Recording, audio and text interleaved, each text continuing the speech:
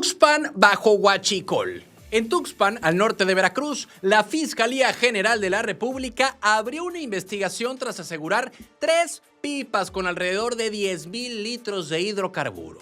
Y no fue un hallazgo menor, fue en la carretera a la Barra Norte a plena vista, sí, como si el combustible se moviera con demasiada confianza. Y aquí la pregunta no es solo de quién era el combustible, es cómo circula ese volumen sin que nadie note nada, hasta que lo notan. Porque en una zona portuaria y estratégica como Tuxpan, pues cada litro que se mueve tiene historia. Y la propia Fiscalía General de la República confirmó que se trata de un posible caso de resguardo o transporte ilegal. Las unidades estaban acompañadas de una motobomba y una manguera, así que no parece improvisado. Y el problema no parece ser la intención de combatir al delito. El tema está en la operación diaria, en cómo estos movimientos logran instalarse en la rutina sin levantar alertas previas. En el operativo participaron elementos de la Secretaría de la Defensa Nacional, la Secretaría de Marina, la Guardia Nacional y la Policía Estatal de Veracruz. Así que hubo seguridad perimetral, hubo peritos y hubo aseguramiento formal. Pero cuando tantas fuerzas coinciden en un punto, también se asoma otra lectura. Si se necesita ese despliegue para asegurar 3 pipas, entonces el mercado ilegal no es pequeño. Es una estructura que se adapta. Y todo quedó a disposición del Ministerio Público Federal, así que la carpeta apenas comienza.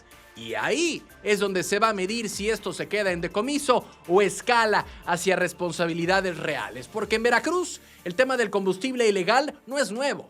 Cambian las rutas, cambian los métodos, pero el fondo sigue ahí. Un negocio que encuentra grietas y desde dentro del propio aparato de seguridad se reconoce que el reto no es solo detener, sino sostener vigilancia constante. Así que vemos que las ganas están, pero la maquinaria no siempre responde al mismo ritmo. Y Tuxpan no es cualquier punto del mapa. Es puerto, es paso estratégico y es termómetro. Así que lo que ocurre ahí suele anticipar movimientos mayores. Y hoy son 3 pipas y 10,000 litros. Mañana la discusión será si fue un caso aislado o la punta de algo más profundo en lo que es el norte de Veracruz. Porque cuando el combustible se mueve en silencio, lo que está en juego no es solo gasolina, es control territorial y eso en Veracruz siempre tiene lectura política. ¿Cansados de las mismas noticias de siempre? Con los mismos de siempre. Aquí lo contamos sin rollos, directo y diferente. Dale click a la campanita, suscríbete y entérate de lo que de verdad está pasando en Veracruz y en la política. Noticias locales. El nido sin halcones. Sí, Jalapa se quedó sin básquetbol profesional y no es un tema menor. La capital no apareció en el calendario de la Liga Nacional de Básquetbol Profesional y el silencio pesa más que cualquier marcador. No hablamos de un solo equipo, hablamos de la arena El Nido de Halcón, que hoy luce más grande que su propia actividad. Y cuando un recinto así se queda sin franquicia, la pregunta es inevitable. ¿Qué está pasando detrás de la duela? La diputada Ana Rosa Valdés Salazar lo dijo sin rodeos. Sin equipo, el inmueble corre el riesgo de convertirse en elefante blanco. Y esa frase no es ligera en Veracruz. El problema no parece ser la intención de impulsar el deporte, el tema está en la operación, en cómo se sostiene un proyecto que nació con reflectores, pero que hoy enfrenta la realidad presupuestal y administrativa. Porque construir es una cosa y mantener vivo el proyecto es otra. La lista oficial la dio a conocer Sergio Ganem y Jalapa simplemente no apareció. Después de años de participación continua, la ausencia no pasó desapercibida. Y aquí viene el punto incómodo. Desde dentro del propio movimiento deportivo se reconoce que los respaldos financieros son clave. Y sin músculo económico, ninguna franquicia sobrevive. Las ganas pueden estar, pero la maquinaria no responde sola. Además, siguen flotando observaciones del órgano de fiscalización superior sobre los montos pendientes de aclaración en la construcción. Nada nuevo, pero tampoco cosa menor. Esta obra fue una apuesta fuerte durante la administración de Cuitláhuac García. Se vendió como emblema deportivo, pero el detalle es que los emblemas necesitan contenido. Sin actividad de alto nivel, el discurso se desgasta.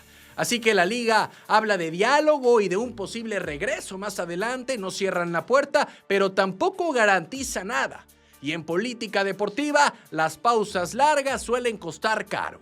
Y mientras tanto, la conversación ya no es solo deportiva, es administrativa, es financiera, es de planeación, porque cuando una capital se queda sin su equipo insignia, el golpe no es solo al marcador, es a la narrativa de desarrollo. Jalapa tiene recinto, tiene afición, tiene historia reciente en la duela y lo que hoy no tiene es equipo confirmado. Y ahí, en esa ausencia, es donde empieza la verdadera discusión. Noticias locales. ¿Nodal compraría a los Tiburones Rojos? En pleno carnaval de Veracruz, con la macroplaza del malecón reventando de gente, apareció un nombre que nadie esperaba en el concierto. Los Tiburones Rojos. Sí, en medio del show de Cristian Nodal, el público dejó de cantar por un momento y empezó a gritar otra cosa. ¡Que los compre! Gracias por estar aquí. Sí, ahí se prendió la chispa, porque en Veracruz el fútbol no es solo deporte, es herida abierta. Todo empezó como anécdota.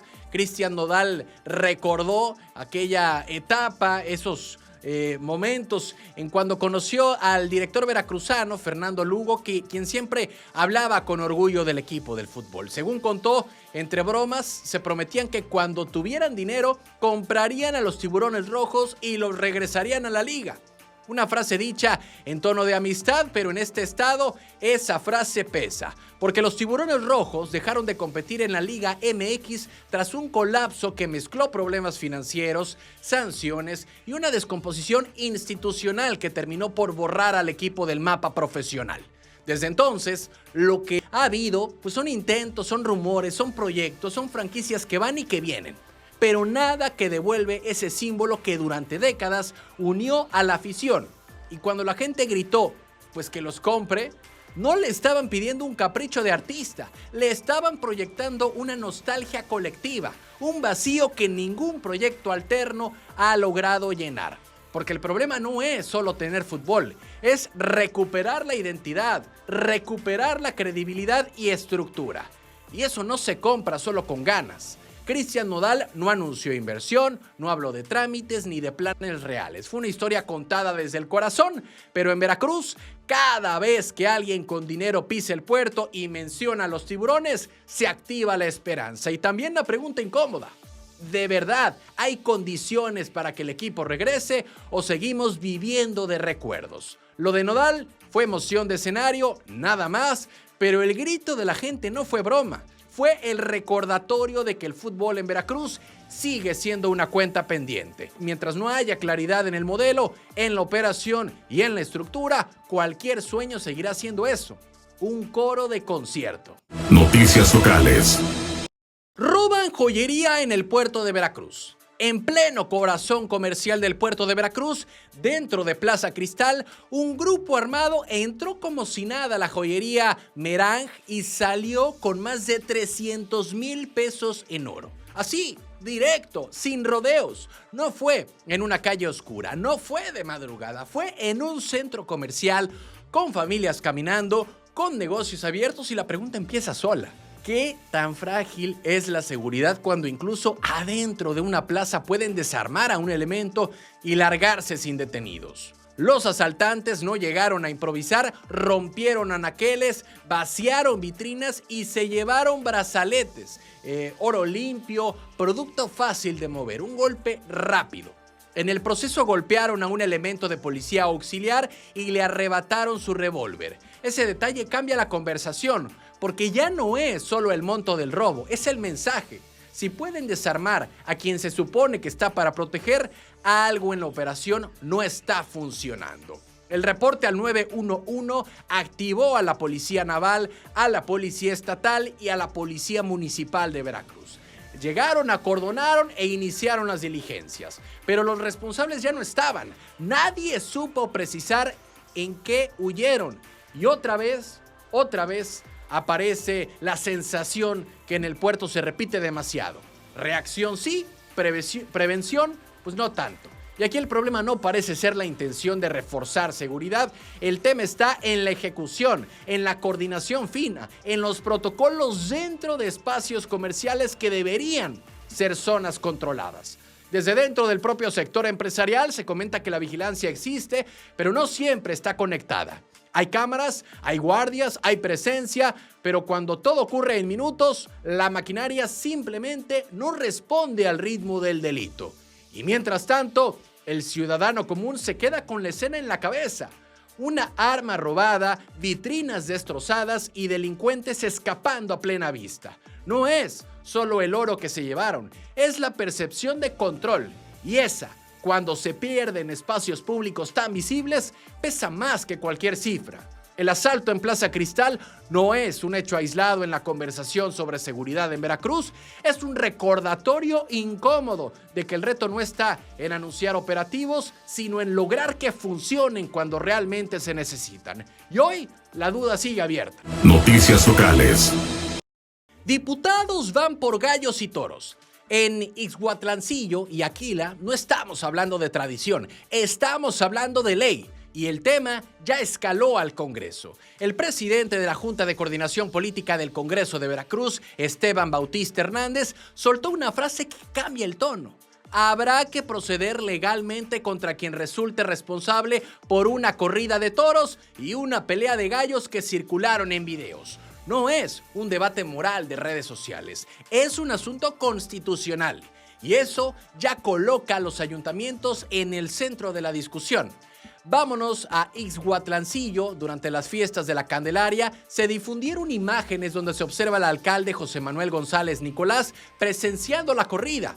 En Aquila ocurrió algo similar con una pelea de gallos. Ambos eventos, según Esteban Bautista, contravienen la Constitución estatal que reconoce a los animales como seres sintientes. Y aquí el punto no es si gusta o no, el punto es que la norma ya existe. Y cuando hay permisos de por medio, el primer filtro es el ayuntamiento. Esteban Bautista lo dijo claro, y es que cuando se organizan estos espectáculos, la responsabilidad inicial recae en la autoridad municipal que autoriza.